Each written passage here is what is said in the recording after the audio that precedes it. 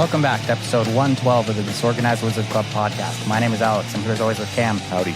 And for the first time ever joining us, friend of the show, LP. Hey. Welcome. Thanks for having me. Glad to have you. Yeah.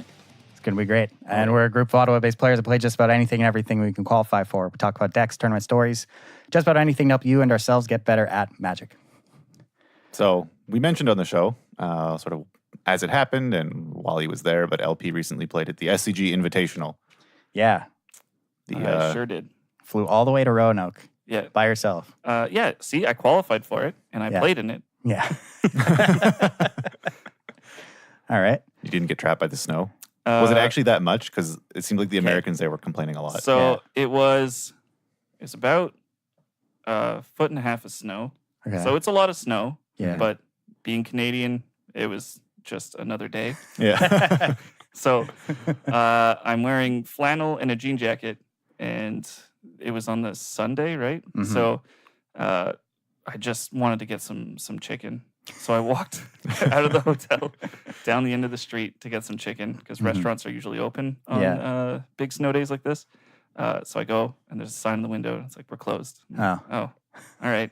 Well, I guess I'll get some cheap stuff at the gas station because the hotel food is way too expensive. Mm-hmm. So I go to the gas station. Gas station's closed. Whoa. I was like, wow, this is a real emergency. So then I walked back to the hotel, and the lady at the desk was like, "Are you okay?" So just like covered in snow. But I was just walking like, "Yeah, I'm fine." That's what I'm used to. Yeah. Yeah. Not like here in Ottawa, we get a foot and a half of snow and our buses are still running and just like crashing into each other, but they don't stop. Nothing stops. I mean, it's supposed to rain ice tonight, right? Yeah. Yeah, it is. I hope we get done before I can end up slipping on your steps. There was that one like huge snowstorm, I think the second year I was here, like 2 years ago now, where it snowed like 3 or 4 feet like overnight. And the snowplows were out all night and got most of the roads cleared off. But in doing so, they had to push all the snow from the road sort of in a huge snowbank between the road and the sidewalk. Mm-hmm. And then where the buses stopped, people had just shoveled out little like crevices in the snowbank to like get onto the doors of the bus. But there were other stops where not as many people used it. And so there hadn't been any like time invested in this. And the bus would just stop and like gesture at people to like climb over the snowbank. And so you were like mountain climbing in and out of buses. It was a fun day. That sounds like a great day. Yeah. Gotta love living in Canada. Man. It's the best. It is the best. But yeah, okay, we got a lot to talk about. This is going to be last episode of 2018. Oh, I feel special. Yeah, Think probably. so? Yeah. Yeah, Adam's gone back in the homeland. Shooting guns, drinking beers. Yeah, I'm gone soon in a couple days. Yeah. Yeah, I leave for a few days as well soon. But I don't know, we might try and get one more in. Maybe with Adam over out of Skype or something. We'll figure it out. We'll see what happens. But, so, events last week. We had the World Magic Cup, won by France. Team Unified Standard. Golgari in every team. Not much to talk about that. Last one ever. I don't know if you guys watched it. I watched like one round. Oh, yeah, they're discontinuing WMCQ. No one was playing Mono Blue, so I didn't watch. I didn't watch any of it. I didn't even realize it was happening. Yeah. It's never been the greatest tournament to watch. I'm sure it's a blast to play in, but... Yeah, team tournaments are fun. Yeah. But we did have a really cool tournament happen this past week. Twitch Rivals, the first MTG Arena esports tournament. I actually watched that one, yeah. Yeah. It was, how many streamers? Like 32, something like that. 10K prize pool. Won by Caleb D playing the Mono Blue Boys. Yeah. Yeah, which were, funny enough, we're having LP here today who you played that in Roanoke. Yeah, in the standard portion. Can talk a little bit about Mono Blue. Because no one respects the Blue Boys. Still don't. Nobody respects them. No one does. We've been saying this. It's won multiple tournaments now over this format, and no one brought it to the World Magic Cup. Still, people think it's a joke. Like, well, just today I was chatting with someone, and they said it wasn't good, and as if Caleb didn't just win 2 days ago. Yeah. Like, so I've been playing a lot of Arena because I finished exams and my semester's over. So I've just been, at home in a house coat for hours and hours on end playing Arena, which is great. Yeah. And, you see pretty much only the meta decks. And a lot of games start with my opponent playing just an island and passing. And when they opt and then play a Sulfur Falls, I am thrilled because I can beat Drakes. I cannot beat Mono Blue. It's when they opt and then play like Siren Stormtamer that I'm like, well, I'm dead. Yeah, man.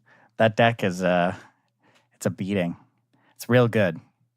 And no one respects those blue boys, but we're going to talk about that a lot today. But yeah, the Twitch Rivals tournament. We didn't really see much in the in regards like innovation wise. We saw a few streamers brought like Naya tokens, just adding heroic reinforcements to the green white tokens deck.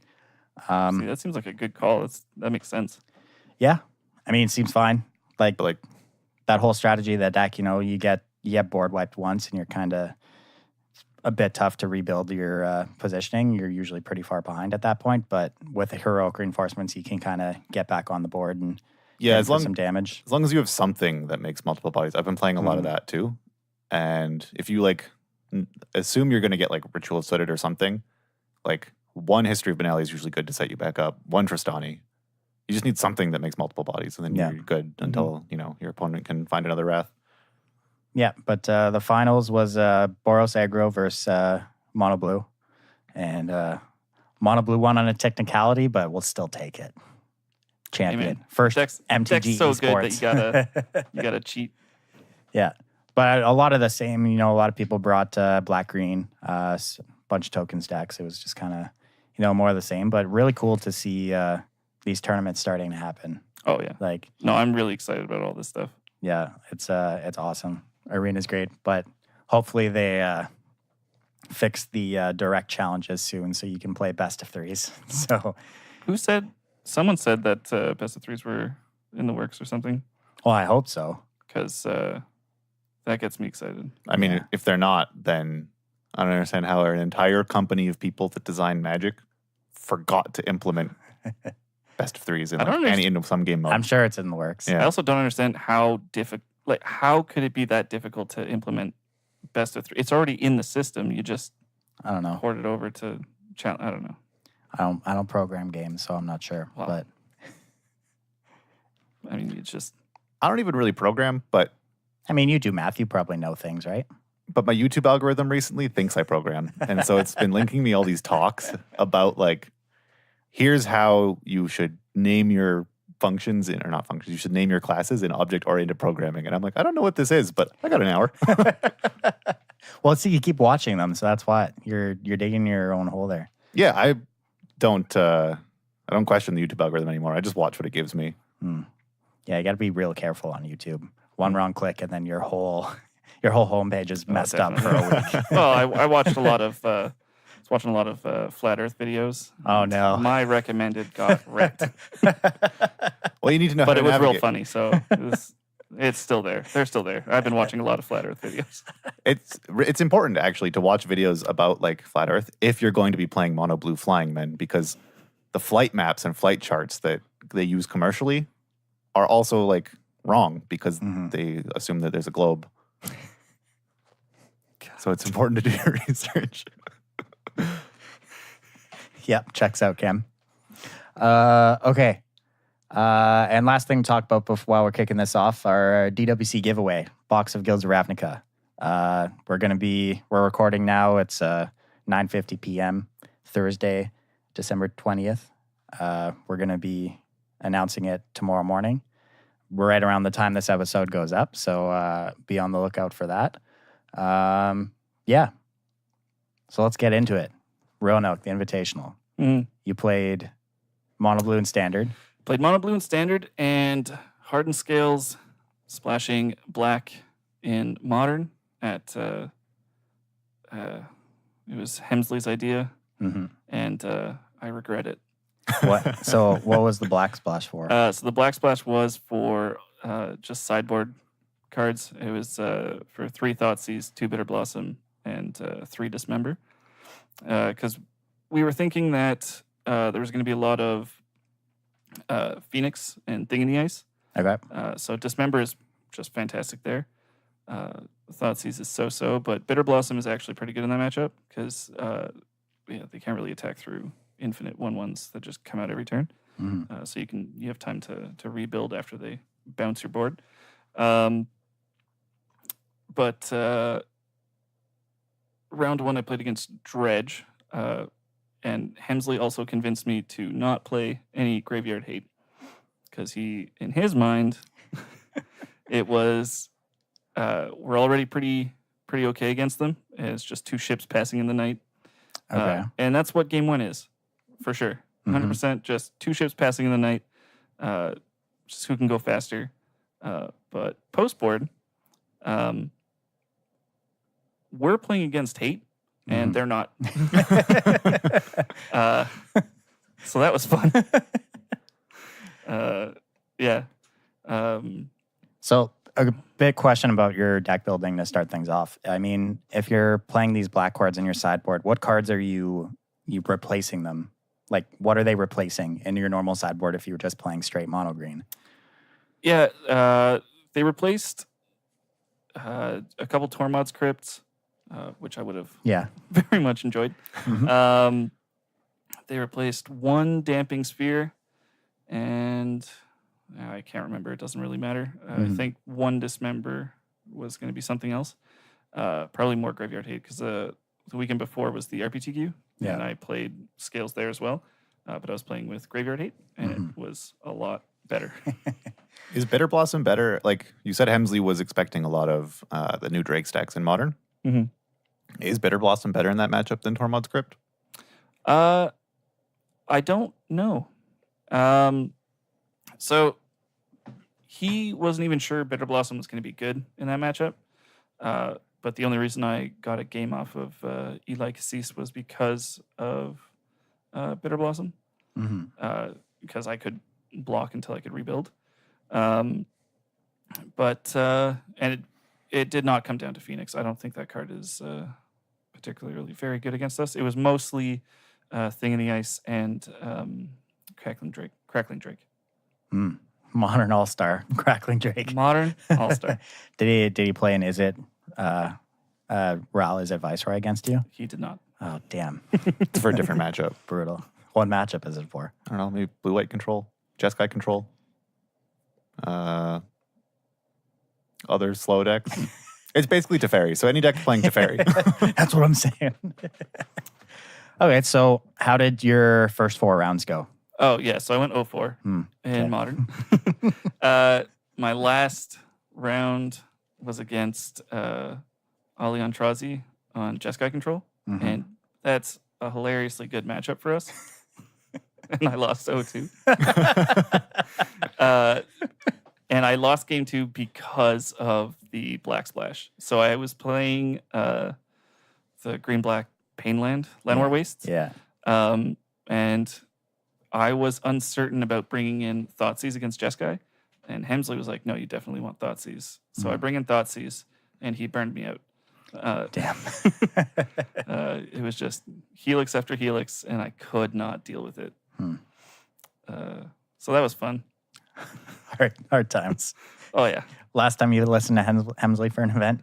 I mean, it's 50-50 at this point because he first told me to play Scales, and that's what I qualified for the Invitational with. Yeah. But then he also told me to play this version of Scales, so I don't know, man. He's got one more shot. So do you think your performance in Modern was mainly because of the deck you played, like the Black Splash you made, or was it just Hardened Scales isn't good at all? Like if you had just played regular mono green, do you think it would have changed much? Or no, probably not.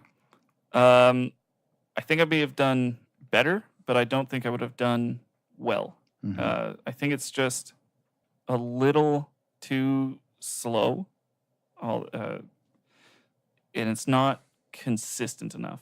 Okay. You're playing too many 2-drops. Your choice of early aggression is like pretty slim, unless you have an opening hand with Scales. Then it's whatever. It doesn't matter what you do. You're probably gonna at least stomp until they board wipe a couple times.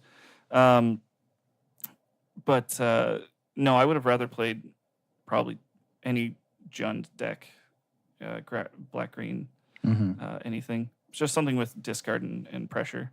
But you did play Discard and Pressure. I played Discard and Pressure post-board. That should have been my pre-board. Okay. And so you brought Mono Blue for Standard. I sure did. Yeah. Any spicy tech in that deck list? Well, so I was playing transmogrifying wand. Yeah, transmogrifying wand. The Ox Yeah. Wand. The Ox wand in the board. Yeah. And that was the best card all weekend. It was so good. It was great. Played against 3 Drake decks in my first 3 rounds of Standard. Mm-hmm. I lost one of them just because I was tired. I didn't care anymore. I was 0-4 at that point. I was just like, whatever. I should have mulled. I didn't. I used dive downs willy-nilly. It's just like, let's go. Mm-hmm. But for the other rounds where I was actually playing on point, it felt just too good. Mm-hmm. Played.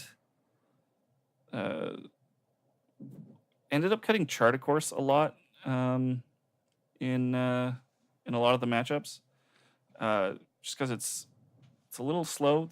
It's great against green black, but against control and Drakes, I ended up cutting that a little bit. Usually 1 or 2. Also the Spell Pierce that is in the main. End up cutting that against Drakes, which people thought was a travesty, but my Drake's opponents kept cutting cards because they're like, well, you have Spell Pierce, so I'm gonna all right. But yeah, Hemsley and I did a lot of testing the weekend before the Invitational on Moto and just kept 4-1ing leagues like it was butter. It was so easy. But it wasn't too spicy of a list apart from the Transmogrifying Wand. We were looking at some lists, I think we saw it in one of the Mono Blue lists, or maybe it was some other deck. But we were like, that seems hilarious. Let's try it. And then we brought it in every time against Niv, and we were like, Jesus. Yeah. This So is nuts. it's there to basically beat Niv, is it? Oh, it's and then it's only great Niv. in the mirror, right? It's hilariously good in the mirror. You just snipe as many Jins as you can. You just save it for that. They're not going to bounce it.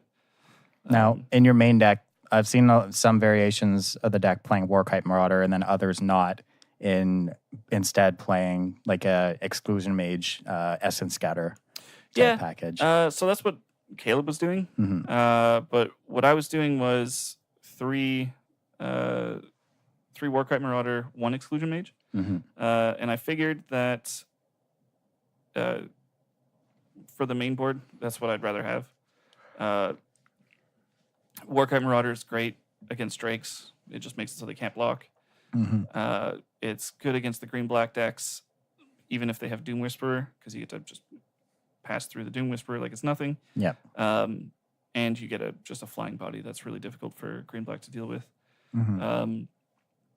So I was playing a little bit more aggressive with the Warkites. But post-board, I did end up cutting them a lot and bringing in Essence Scatters. But I feel like game 1, they're really good. Okay, makes sense. Good game 1 card. Yeah. Cam, you've played the deck a little bit. You played it in the PVTQ a couple weeks ago. Yeah, I've been playing it in paper recently. Yeah, and how are you approaching the deck? Like Warkite Marauder? Well, I just copied a list. Yeah. Because I'm a filthy net decker. Of course. And whoever built that list was playing 2 Warkite Marauder and 1 Essence Scatter in those slots. And I really liked having 2. I don't think I board them out against red, but otherwise I leave the 2 in because, yeah, as LP was saying, a lot of people like confidently slam Doom Whisper thinking they're fine, and you just attack and they die. Or various other things. Like it shuts off the like few avenues of defense they have, or one of the avenues of defense. Like you have dive down for all the non-creature things that could get in your way, and then Warkite Marauders are a nice 2 of, 3 of to get all the creature things out of your way. So yeah. Lyra's another big one that gets through. Yeah. Yeah. That card seems a little difficult. She sure is a big one. Oh yeah. Well, on Arena, there was a lot of people still playing Angels, or at least when I was doing my testing. And yeah, Warhammer Marauder was just great in those matchups. Mm-hmm. Okay, that makes sense. Speaking of playing the deck locally in paper, when LP and Hemsley found out about Transmogrifying Wand and tried it, they told a bunch of us, this is nuts, you should try it. And so I had one in my sideboard while I was playing the deck, and a couple of our friends had one, and we were telling other people about it. A local player was talking about their experience playing blue because they saw me playing it, and they're like, yeah, but I stopped because I could never beat a Niv Mizzet. Like, I had some deep freezes in the sideboard, but Niv's just too hard to beat. Yeah. And so I tell them, have you heard about Transmogrifying Wand? And they hadn't, so they go and try it. And I was just telling everyone who was playing blue about Transmogrifying Wand. Yeah. And so I think I went to play on a Thursday night or something. And someone had recently put together mono blue because they'd heard us saying that it's good or they had seen it be good. And so I asked, do you have a Transmogrifying Wand on the board? And they already had 2 Transmogrifying Wands. Perfect. Yeah, what really excited me about Caleb winning was that he won with Transmogrifying Wand in his board. It was super exciting. That is huge. I was so happy. Man. Yeah. So is there any changes to the deck you would make going forward? Anything? Do you think it's still a good choice now with how the format sits? Yeah. It's a great deck. I think you need to mulligan pretty aggressively. Mm-hmm. There was someone in the Discord, and Cam was saying that he may have kept this hand. Yeah, so it was 3 islands, 2 Miscloaked Heralds, a Warkite Marauder, and a Wizard's Retort. Mm-hmm. Now, that seems fine because you can curve out, but it doesn't do anything at all. You can't dig for anything. You're just kind of hoping. If one of those heralds was an opt, then that hand would be fine. But I wouldn't keep that hand unless I knew that Wizard's Retort was going to be good in the matchup. Mm-hmm. And especially if you're on the draw, that hand is like just stone unplayable. Yeah, on the draw, I would consider mulliganing it, but I felt like it's a keep on the play, especially because you can do 1-2 and then counter whatever you're worried about. Like, my experience playing the deck is that a lot of matchups you're just getting raced. Like against black-green, which is popular, you're just sort of racing each other. And if they get a good start of Merfolk, Branchwalker, Jadelight Ranger, and you don't have a lot of power in your hand, then it can be close. But it seems like if they have just a Merfolk, Branchwalker, and I get 2 Wizard's Retort, the Jadelight, then 3 in the air on 4 eventually, we'll be fine. And you'll draw into something. Like, you have to expect something. Mm-hmm. So on the play, getting to hit their 3-drop with your Retort, I think that hand's fine. At least I'd keep it and see what happened. No, well, so my problem with it is that it doesn't have any of the actual power that the deck has. So you don't have Curious Obsession, you don't have Djinn in that hand. You don't have a wizard to make Wizard's Retort cost 2. So I don't know. I'd ship it. I'll draw them. Yeah. They're on top of the deck. No. No, you definitely want to try to find either Obsession or Djinn whenever you're Yeah, I agree with that. mulling game 1. I was also a bit more likely to keep that hand because it can curve into something in that it already has the 3 lands. Like, the deck only plays 20 lands. Yeah. But I found for a 20 land deck, it's quite mana hungry because you only have like a couple threats at a time that are actually threatening whatever has Curious Obsession on it or Djinn. And so you need to hold up counterspells or dive downs to protect these things. And unless you've drawn 4 or 5 lands, you can't also develop more threats while doing that. And so having 3 lands already is kind of a sweet spot, I think, for the deck. Like, I've kept 2 land hands, and if you never draw a 3rd land, you have a really hard time functioning. And even on 3, you have a hard time functioning because you don't really want to deploy a naked Djinn with no protection. Well, why doesn't the deck just play 21 lands then? Well, I don't know. No, you got to have 20. It only needs 20, but, well, I don't know. I haven't played around with the numbers. As I said, I just copied a list, but like 4 to 5 lands seem to be the sweet spot. Like, you want to get to there eventually because it makes your Djinns hit harder. Like, So if there's 3 in the opener, I think you're probably not going to draw that many more because there's only 20. And so it's another reason I'd keep that hand. I don't know. No, I still disagree. I think you really need to look for something powerful. But again, if you know for a fact that Wizard's Retort's going to be good, then sure. But if you're against, I don't know, mono white, you're dead. That hand is real bad. You just retort the Venerated Loxodon, and then I don't know. Hope and then, their start wasn't that good. So you're not doing anything on turn 3. Yeah. Yeah. Neither are they. You're countering it. Yeah, whatever. They're not attacking you turn 3. They're tapping all their guys to convoke, and then you counter it. That's nuts. No. So would you say the main thing you're looking for in your opening hands is either a Tempest Djinn or a Curious Obsession? Definitely. Most hands with those cards, if you have lands or even a Trickster. Yeah. Trickster is great. Like, it's fine. I boarded it out in a lot of matchups because it that seems wrong. doesn't have evasion. That's wrong. It does something once, whereas all your other cards get through multiple times. No, that one thing is really and all you're trying to do is race. Yeah, but like... It's got flash. Sure, but like against... Like, I board out 2 or 3... like 1 or 2 against black-green because like... Okay, I tapped one thing once, and now this card doesn't do anything for the rest of the game. I don't know. Against black-green, I think it's actually very good. It is because great it can get a Wild Growth Walker on the turn they play Jade Light Ranger. Sure. And then like that amount of life is actually relevant. Yeah, but I'm boarding it out for things like Essence Scatters and Sleeps, which are just so much better. No, I tend to board out Heralds and Marauders against Green Black. Heralds. Oh yeah. What are you putting Curious Obsession on? Any flyer. Or something with evasion, like Herald. Yeah, no. I need to keep them from gaining life because against Green Black, the margins are pretty slim. Mm-hmm. I agree that you definitely want Essence Scatters and Sleep. But it's also, you really, really want to keep them from gaining 6 life on turn 3. It's going to be hard to come back from. It gives them a nice buffer. Yeah.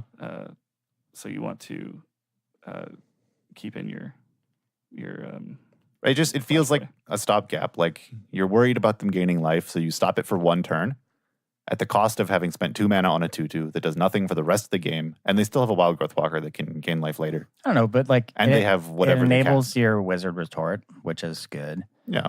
And I mean, yeah, like aside, but maybe that one effect you get out of it is good enough. Like maybe that 6 life matters. Like probably but like, does. I'm not saying it doesn't matter. I'm just saying that of all the cards that do things in that matchup, I feel like that card does the least. Okay. Because there are games that you'll draw it where if they don't have a Wild Growth Walker draw, if they just have, whatever else, it's just not going to do enough repeatedly. Like you're trying to race, and I guess it stops them from attacking you with 1 creature 1 turn, but then it doesn't get in for any damage. For 2. You get to tap something and block whatever they attack with. It's essentially a fog at the worst. Yeah, I don't know. It's got a relevant creature type. It just, again, I probably haven't played as much as you, but it just felt like it was the least relevant card in that matchup. Okay. Outside of the obvious matchup like Green Black, so if you're approaching a matchup like Jeskai, which you would, I assume Jeskai is probably one of your worst matchups. Jeskai is not that bad. Yeah, what is your worst matchup? It's either nothing. Deck some people. Yeah, I'm trying to think. No, the white weenie matchups are really rough. And red can be a beating. Oddly enough, Grixis is tough. Yeah, okay. Like Grixis, just anything. Doesn't matter. Just Grixis. If they're playing like Grixis Control, Thought Erasures, because ripping apart your hand is pretty rough. Yeah. Because you either have to, because they're just going to take your best card, obviously, but because your deck is built around 2 cards, essentially, it really hurts. And then Bolus comes down, and you're like, oh, okay, well, Yeah. This is hard. And then And that makes a lot of sense because I've only played the matchup from like the green-black side, and on the green-black side post board, the games you have a duress are just Oh yeah, duress is super good. like it feels so much better. You feel like you have a chance if you can duress them. The hand we were arguing over whether we would keep or maul is a snap keep if there's an obsession in it, and then that gets duressed. Suddenly you have a hand left that you would have mulliganed. So, yep. Yeah, but I mean, you can't play around everything. yeah. No, I'm just saying that's why duress is so good against the deck. Yeah, definitely. Okay, so how do you, if Grixis and Boros are your, let's start with Boros. How do you approach that matchup if you want to actually beat it? I bring in the 2 exclusion mages that were in my board, the extra sleep, entrancing melody, and I cut a couple dive downs, spell pierce. Oh, this is another matchup where on the player of the draw, I take out my so on the draw I take out Charter Course. Okay. Because you're on the back foot from the get-go. Yeah. But on the play, Chart is great. Just lets you refuel. They have no way to refuel apart from Frenzy if they're playing it. But yeah, it's a race. I really like Exclusion Mage because they'll put counters on their guys. You get to bounce them. You get to remove night tokens from History of Benalia. Trickster is hilarious against the Indestructible. Adana Vanguard? That's the one. That's actually pretty funny. I had someone online pay 4 life. Yeah. In response to my Trickster. Trickster. It's just a 1/1 too, right? Oh yeah. You get to just eat it. That's crazy. It loses all abilities. So they paid 4 life and then it died. That's actually pretty good. I didn't think about that interaction. Oh yeah. Okay, and then it's something like Grixis. Like, what are you doing in that matchup? Oh, man, you just kind of rough. crossing your fingers, hoping. You bring in your Spell Pierce. You hope they don't also have Niv, which they obviously do. So you bring in the Wand, but you also want Wand against Bolus, and it's so rough because they have so many early sweepers because they've got Golden Demise, they've got Ritual of Soot. You can't protect from Ritual Soot with just a dive down like you can against Jeskai with their Clarion.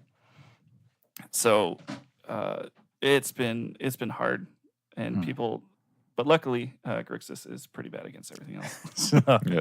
Okay, that's fair enough. So with a deck like this, between your early game and your late game, what are you really looking for early game? Whereas late game, does the plan usually shift, or is it usually just kind of one straight through? Like you're just kind of early game, I'm assuming you're just going in 1-drop Curious Obsession. That's what you want always. Yeah, if you have a 1-drop, a Curious Obsession, and a dive down in your opener, you're set. Okay. That's what you're looking for. Jin, you can take it or leave it, unless you don't have either of those 3. But the plan doesn't usually change too much. Obviously, if you draw 1 too many lands, then you're going to have to slow down to hold up some blockers, maybe some tricks, so that you don't die. Because it is just a racing deck. You're just trying to race. You're just trying to tempo them out. So it does pivot quite a bit, depending on how many lands you draw, really. But the game plan doesn't really change too much throughout. All right. And if someone was just kind of picking up the deck for the first time, are there any kind of weird sequences that you wouldn't normally think of that someone who's played the deck for longer has kind of figured out? Like, are you always just playing your 1-drop on turn 1? Or are there like little weird things that... So you don't necessarily always want to play your 1-drop on turn 1. Especially if you don't have dive down to protect it. You might want to hold up opt, see what they're playing first, just in case. So if you have an opt in your opener, you can usually take turn 1 off. Or turn 1 opt. So I guess that's my one recommendation. Just don't always jam all your creatures onto the board, because you're really bad at playing from the back foot. Yeah. Yeah, I can't imagine that. The deck's really bad at playing from behind, but it's also really, really good at playing from slightly ahead. Mm-hmm. Oh, yeah. So maybe to chime in on the question of like, does your game plan change from early game to late game? Early game, I almost want to say just retort anything. Okay. Like if you have a retort up and they do anything, a creature, whatever, just counter it. Because if you don't let them build up a board state to race you with, then you're going to have a lot of time to chip in the air later when they do set up. Mm-hmm. And then late game, only counter things that kill your Djinn or whatever you have a Curio Obsession on, and start chump blocking with the other creatures you've drawn just to win the race. Yeah.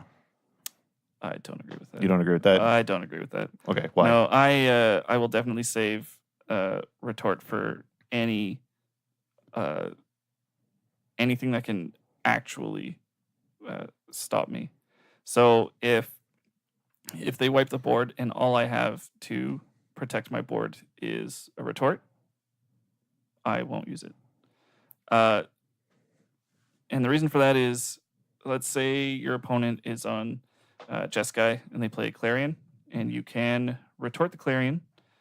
I wouldn't necessarily, just because of the fact that if Teferi lands, it's like lights out. You have no way to answer a resolve Teferi apart from just attacking it a whole bunch. Yeah, okay. So yeah, against control, your counter spells are more valuable. I was thinking more like even green black, because you don't want their planeswalkers to land, and you don't want unless it's a wild growth walker. I say you can counter wild growth walker as early as you want, because you again want to race, but they're bigger guys. You can block, you can tap down with Trickster, you can bounce with Exclusion Mage. And I feel like if you're playing Sleep in the main, then you might not be too worried about their board as much. doesn't it, if you're going to counter a creature early, let the Wild Growth Walker resolve. Like, I'd rather race a 1/3 and counter the Jade Light than counter the 1/3 that could gain life and have to race a Jade Light. I would rather race a Jade Light. Doesn't matter. It's 3 more power. Yeah, but you're drawing a whole ton of cards. I mean, maybe. Usually.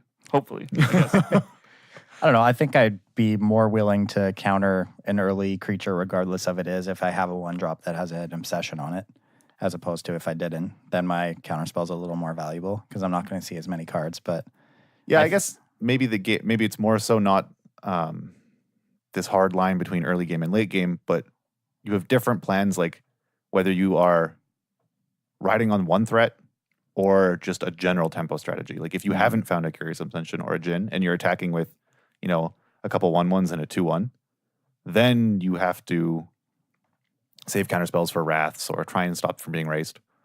But if you already have one big threat assembled, a big Djinn or something with a Curious Obsession on it, then you just only protect that and you probably win. Okay. So if you're playing the deck, like how often do you tap out, would you say? Because I've played it a little bit and I found there's a lot of turn sequences where like I play 1-drop, then turn 2, I play an island, I Curious Obsession it, and you leave up your Spell Piercer dive down. But like, do you ever just cast a Tempest Djinn on 3? Or are you always kind of waiting till you can like protect the threats you play? Like, No. Are you ever tapping out to just put an obsession on something and start going? Or do you generally always want to kind of wait so you can protect it? No, against white, you definitely just tap out Mm-hmm. whenever, because they have, their only removal spell is the Convoke. Yeah, Oh, Conclave Ring? Tribunal. Yeah. That's the one. So you do tap out, and sometimes you just can't afford to hold anything up, and you just got to tap out and pray. Mm-hmm. I find myself tapping out against green black too. Yeah. I know that they're just a pile of removal, so it doesn't matter. Their removal is going to get through at some point because they have so much. But you just got to get your chip damage in as much as possible. Yeah, I don't know. So from the other side of that matchup, which I've played quite a bit, yeah, green black's removal is pretty clunky. And the games where your opponent is leaving an island up are just so much harder to navigate because, one of your removal spells gets countered, then you're just so far behind it. There's no way you're racing anymore. So I don't know. I feel like just from my experience on that side of the matchup, I think maybe against green-black are ones where you can afford to play a little differently. You don't ever really want to tap out because the turns where my opponent just on 3 plays a Tempest Gen, I'm like, oh yeah, okay, I have a chance to win now. And then you can actually just kill it. Where as opposed if they play it on 4 and have an island, you're like, okay, nothing. I'm never killing this thing. Yeah, I haven't played the white matchup much, so I probably agree with you there. But yeah, I agree with Stelly. Even from the mono blue side, just all cast counter spells. Leave it so that you can cast counter spells first and develop threats once you have enough lands to hold up your counters. Was kind of how I was playing it, and game seems pretty easy. But no, most of the time that's how I do it. But it also depends if you do have a dude with obsession on it. Because then they got to choose. And I think cards over Jin. I'll take cards over Jin any day. Just raw card advantage. Yeah, okay. So I guess you could say in matchups where all you're worried about is racing, that tapping out is mostly just fine. Whereas if the games are going to go a little bit longer and your opponent's deck might be a little clunkier, then you generally want to play a little safer and always be able to protect your threats because, you don't have really many huge game-ending threats out of the deck. Yeah, that's true. So once you've kind of made one or you've played a Jin, you kind of need to ride those to victory. Okay. All right, that makes sense. I think were there any other Discord questions? I think we went through. I don't think so. Most of them. Yeah, shout out to everybody in the Discord that asked these questions. Yeah, that was great, actually. Yeah, and if you too want to get in on the Discord, patreon.com/DWC Podcast, you can become a patron. All patrons get added to the Discord. We've got a few bonuses for all patrons. Our DWC tokens are currently being printed. Hopefully we'll have those in the new year. So that's exciting stuff. And thanks, as always, to our longtime sponsor, wizardtower.com. All your single needs. Yeah, from day one. Another year in the books with Wizards Tower as a sponsor. And it's been a good year. Yeah, we couldn't be happier to have them on board. And they've been so supportive of the podcast from day one. And it means a lot. So shout out to Wizard Tower. Check them out for all your Magic single needs. Yeah, holiday gifts or... Yeah, Christmas is soon. Christmas is in 5 days. If you have to do some last minute shopping for the little wizard in your family, wizardtower.com. I definitely picked up some stuff from the tower recently. Some speculative pickups. Were you one of the people that bought Alenda's? I sure was. All right, let's get into the spoiler episode of today. I was going to lead in. Spoiler segment. We're talking about Tower, who you'll be able to pre-order spoilers soon on. We had some new spoilers from Ravnica Legions. All right, first off, you bought Alenda, the Dusk Rose. Yeah. Why? I got excited. All right. Second question. Why were you excited about Alenda? So there's a new mechanic in Ravnica. Yeah. The next Ravnica set. And so whenever a creature dies, it makes a 1/1 flying spirit. So we're talking about the Orzhov ability, which is Afterlife. And every creature with Afterlife on it, it could be Afterlife 1. We've only seen cards with Afterlife 1 on it, which when they die, they make a 1/1 spirit. With flying? Oh, man, with flying. So that kind of automatically, you see something like that, and you're jumping immediately to Alenda from Rivals of Ixalan? I think she's from Rivals, yeah. Yeah, Rivals. And what exactly does she do again? She's a 4-mana 1/1 lifelink. Nice. Whenever a creature dies, you put a +1 counter on her. Mm-hmm. And then when she dies, she explodes into 1/1 lifelink vampires. Yeah, for every counter that was on her. Right. I think it's her For power. her power. Yeah, okay. so you at least get one. Mm-hmm. So me and Pro Tour competitor, ABJ, got a little excited, hoping for some sort of Nantuko Husk reprint or something along those lines so we can aristocrat it up. Just give me a Cartel Aristocrat. I'll take that. Oh, yeah. That card was nuts. Yeah. Yeah. But this one card that they've spoiled so far, Tithe Taker, it's a 1 and a white for a 2/1 human soldier that has Afterlife 1, and during your turn, spells your opponents can cast cost 1 more to cast, and abilities your opponents activate cost 1 more to activate, unless they're mana abilities. This card seems good in like multiple formats. Mm-hmm. Like, already has a relevant creature type. Humans, this kind of seems something that would fit right into humans in Modern. You could probably see it in something like Death and Taxes too in Legacy. And I mean, we already have white aggressive decks in Standard too, which I'm sure in some matchups this will be a great sideboard card. And I mean, yeah, this Afterlife ability is pretty cool. Yeah, like my initial reaction is always, obviously this is like geared against hating out control decks, makes it hard for control decks to counter things, makes it, they have to wait a turn to settle you, etc. So then if those are popular, you just Chain Whirler them. But they still get a 1/1. Oh, yeah. Yeah. It's like half Chain Whirler proof. No, I was really excited about this card. Mm-hmm. And that's why I picked up my Alendas. Yeah. I'm not excited about this card because I want to, cast Sinister Sabotage. I want to cast Chemist's Insight. Boo. Just got to play your dudes and Smork, man. And maybe I'll just play more Planeswalkers. Tap out for those. Yeah. We don't know what the Azorius ability is yet. Miracle. It's definitely Scry. It's just Scry. No, but we've only seen one Azorius card so far, which is kind of another hate bear. It's a blue and a white 2/2 Lavinia Azorius Renegade. Human soldier, another very relevant creature type. And each opponent can't cast non-creature spells with converted mana cost greater than the number of lands that player controls. Rip. Whenever an opponent casts a spell, if no mana was spent to cast it, counter that spell. So I'm foreseeing a lot of judge calls with this card. Because the first line is a can't cast. The second line is a can cast and hope your opponent misses the trigger. Oh, yeah. Have we already got to the point really... where everyone's saying Tron is dead? Or are we past that yet? No, I've already been saying it Tron's in alternating uppercase and lowercase. Yeah. I mean, Assassin's Trophy wasn't enough, but this card. Yeah. No, I think this card might be secretly very good in Standard, because it just absolutely wrecks Convoke. Oh yeah. Yeah. No more marching for a billion. Yeah. You have lands. Mm-hmm. That's kind of cool. Obviously, I think its biggest impact will be in Modern. Definitely.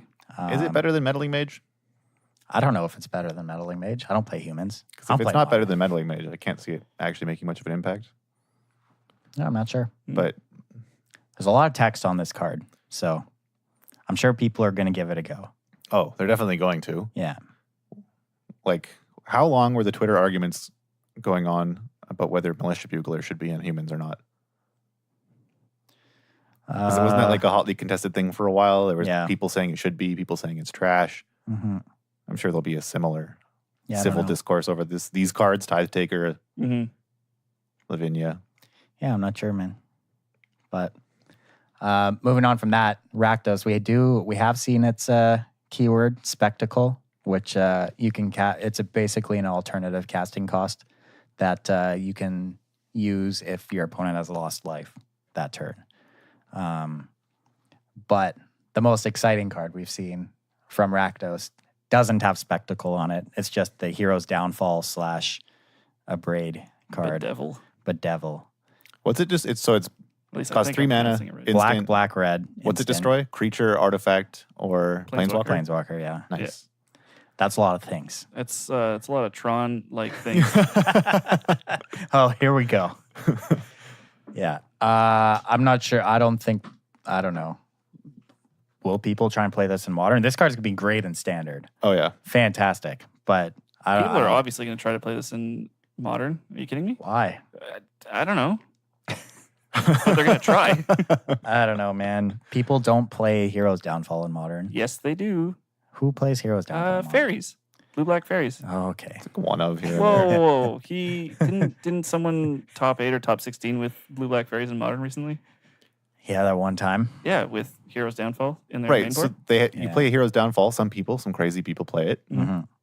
But you're still probably lose some games where you're stuck with the Heroes Downfall in hand and your opponent has, an Ensnaring Bridge or something. Now you can bedevil it. That's true. Holy. Yeah, I mean, what? People are going to say John's going to play this? No. What's going to play it? I mean, people will. Mardu Pyromancer. Doesn't that deck play Call Against Call Command? Against Command? Sure does. Yeah, but Isn't that card just so much better than Yep. this? no, because Yep. that deck plays Bedlam Reveler, Mm-hmm. which is a devil. So you have to play. Okay. You have to play bedevil. Okay. So we just got to be more on theme. Yeah. All right. That's how R&D designs cards. Mhm. Is that theme decks are best. Yeah. Oh, God. Sure. All right. One card that actually got spoiled today, which I think is awesome, is Gruul Spellbreaker. It's a 1 red green 3 mana 3/3 Ogre Warrior with Riot, which is the new keyword that it enters the battlefield with your choice of a +1/+1 counter or haste. That's trample, and as long as it's your turn, you and Gruul Spellbreaker have hexproof. This card is dope.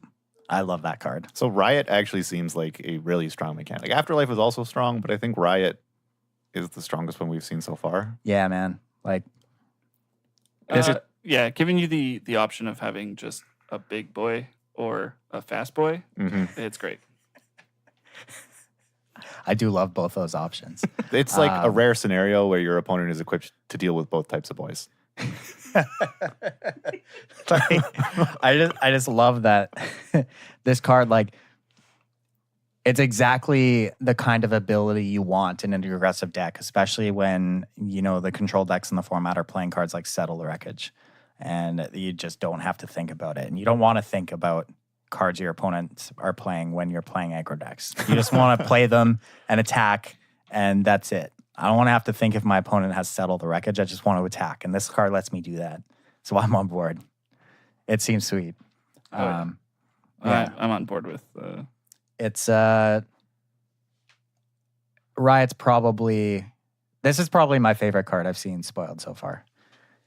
We haven't seen a lot, but this one's probably number one. I like this card a lot. What about you guys? Anything that jumps out at you? I just like the removal spells. Mortify, Bedevil. Mortify's a reprint, right? Yep. Yeah. But yeah, I haven't actually looked at the spoilers too closely. But yeah, Well, there's this Gate Colossus that's an 8 mana 8/8, but it costs 1 last for each gate you control. What about that? Circuitous Route .deck. Here we go. And whenever a gate enters the battlefield, you can return it from your graveyard to the top of your deck. Circuitous Route .deck. Here we go. Man. that's pretty crazy. Oh, yeah. And it can't be blocked with creatures power 2 or less. There's just so No, much it's text actually on this great. card. Wait, I didn't realize that was part of it. How are you ever... This card seems nuts. Well, it's both an artifact and a creature, so I'm just gonna bedevil it. You know what Bedevil doesn't hit, though? Simic Ascendancy. Yeah, you're stoked about this card. Oh, man. Oh, I love Hardened this Scales card. player. Yep. Simic Ascendancy. I'm going to try to jam it in there. Are you kidding me? So it's an enchantment, costs a green and a blue, and its ability is 1 green blue, put a +1/+1 counter on target creature you control. And whenever 1 or more +1/+1 counters are put on a creature you control, you can put that many growth counters on Simic Ascendancy. And at the beginning of your upkeep, if it has 20 or more growth counters on it, you win the game. Mm-hmm. You know, you could just put this in Teamer in Standard and play all these like Gruul Riot guys. Play And Gruul Riot, guys. And as you have them enter with +1/+1 counters, they tick up your Ascendancy. Mm-hmm. So if you can't attack them down to 0, you just gotta... exactly, even if they're killing your creatures, you still got some weird clock on them. You got your Explore guys, your Wild Growth Walkers. Oh yeah, Yeah, got, exploring with a wild growth walker out is 2 triggers. Yeah, exactly. And it triggers for each counter. It's nuts. That's whenever one or more. Oh, But it's Jade But Light. you put that many so- counters. Yeah. yeah. Yep. Yeah. And what's the blue-green enchantment from Rivals? Hadana's Climb. Adonis Climb still Yeah. around. Yeah. I don't know. I'll pass on this one. Well, you're going to lose too. But the Simic ability, which we have seen, is adapt, and basically, it's so you can adapt. It's basically what's the word I'm looking for? Reworked monstrous, Yeah. except it's better. Was it monstrous? Monstrosity? Monstrosity, Well, monstrosity. it, Same. it yeah. made things monstrous. Yeah, but it's a little bit better than monstrous, because with monstrous, when you activated it, your creature actually gained the keyword monstrous. Mm-hmm. And where this one, it doesn't gain any keyword. So you could put the counters on this, and then I'm sure there's abilities that allow you to move counters around on creatures, which is generally a very Simic thing to do. And then you can just activate it again. Because you can, if the adapt reads, so let's read Zagana, Utopian Speakers. It's a 4-mana 4/4. It has adapt 4 for 6 mana. And adapt reads, if this creature has no +1/+1 counters on it, put 4 +1/+1 counters on it. So, I mean, if you somehow move those, you can then adapt again. So it makes it slightly better than monstrous. Whereas when you monstrous something, you can never monstrous it again, even if those counters went away, because the creature still had the keyword monstrous. And it can't become double monstrous.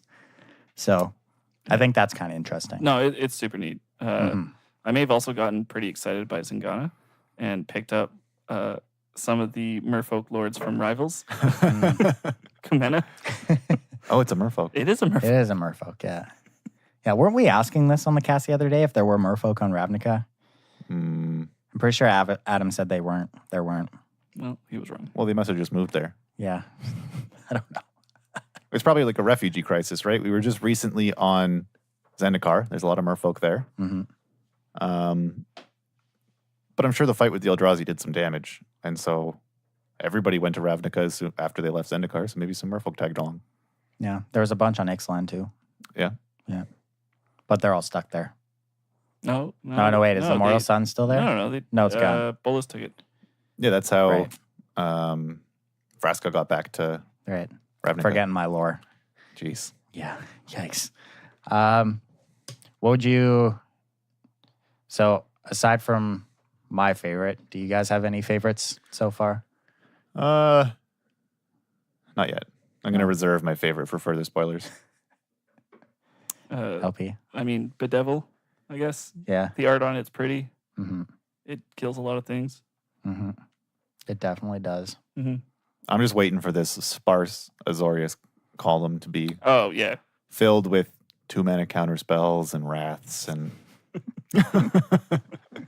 I'm just waiting for the 1-mana 1/1 flyer in blue that has adapt, where it's just like some silly high cost for adapt, but I'm gonna jam it.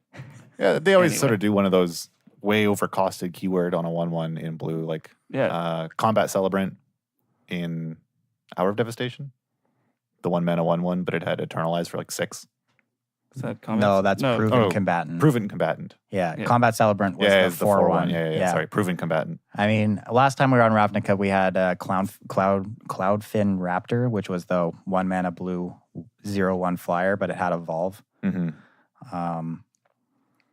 Trying to think. Oh man, you can put Pelt Collector in these decks. It just gets counters as you play geez. things. Ooh. Yeah. That Simic Ascendancy is looking pretty good. Yeah, turn 1 Pelt Collector, turn 2 Simic Ascendancy. Don't attack because your opponent played anything. That's exactly what I want to be doing, let me tell you. Yeah. That sounds great. Yeah. Yeah. Sign me up to play against that. All right. We've been going for a pretty long time. So we got a blowout this week. And it comes from the MTG Arena Ladder. So I don't know if you guys have had the same experience, but I've been playing against a lot of aggro decks online. And so I decided that I would start playing a little bit of Boros Angels because, that deck's good versus aggro decks. So obviously the first game I play, I get paired against Disinformation Campaign, Blue-Black Control. Horrible matchup, right? But being the smart guy I was, before I queued up, I added a 1 of Banefire to my deck and cut something bad that I can't remember. Just because you never know. Maybe I get paired against Control and maybe it's relevant. So, of course, I get paired against Control. And they're doing their thing and I'm not really doing my thing. But I aggro them out enough where I get to a board state where I have a Lyra in play, 1 card in hand, which is a Banefire. And I have 7 lands in play. So I can Banefire him for 6. He's at 7 life. And my opponent has a Doom Whisperer and a Eldest Reborn that's on 2. So it's about to go off. No cards in hand. So I pass to him and he untaps, draws. He casts, he had 1 card in hand, 1 card left in hand. Untaps, draws. He casts Dispersal. So I have to pick up my Lyra and then I discard it because, maybe I draw the untapped land and then I can Banefire out for exactly 7. And he attacks me down and I draw my card. It's a land. I'm like, oh, thank God. Play it. Boom. And then his last card in hand is Vraska's Intent to kill his Doom Whisperer, gain 2 life. So I only get him down to 2, and then he brings back my Lyra with his Eldest Reborn and kills me with it. And I can never kill him again. I was like, God damn it. Oh, that is... yeah. That's good. Hard times. Oh, yeah. Yeah. It was very late in the game. We had gone back and forth, and I had got him down to 7. I'm like, maybe this Banefire can get him, and then no. I think that's a good policy, playing an assortment, 3 or 4 different 1-ofs if you're playing best of 1 ladder. Mm-hmm. Because you don't get to sideboard, so maybe you draw a sideboard card, and you just get to beat that matchup, and it's not too much of a cost. That's true. Oh, I actually have a bit of a blowout.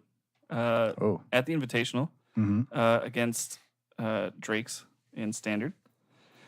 My opponent taps out for Niv, very confidently slams it on the board, and I have a Djinn and dive down, and the other card in hand is Transmogrifying Wand. Yeah. So I slam my Transmogrifying Wand. Mm-hmm. He picks it up, reads it, looks at his hand. Oh. Gives it back. I put the counters on 2. Yeah. Already tapped. I have my 4 lands tapped. Turn his Niv into an Ox. And he's like, so he just flips the card upside down. I'm like, no. Pull out the Ox token. Give it to him. Smack him for however much. It was like 5, I think. He untaps. Plays another Niv. And then extends the hand. Sideboard tech coming in hot. Oh, yeah. Oh, man. All right. Anything else? Gonna wrap it up for 2018? Wrap it up for 2018. Yeah. Yeah, I can't think of much. No. Yeah, all right. Okay. Well, thank you all for joining the club this week and this year. As always, make sure you check out wizardtower.com for all your Magic single needs. Great sponsor of this podcast. And if you want to get in contact with us, you can find us on Twitter at DWC Podcast 1 or on Facebook, the Disorganized Wizard Club Podcast. And if you want to support the cast, you can find us on Patreon. It's patreon.com/DWC Podcast. And thanks for joining us this week, LP. It was fun. Thanks for having me. And we'll catch you all next year. Yeah, happy holidays. Happy New Year. See ya.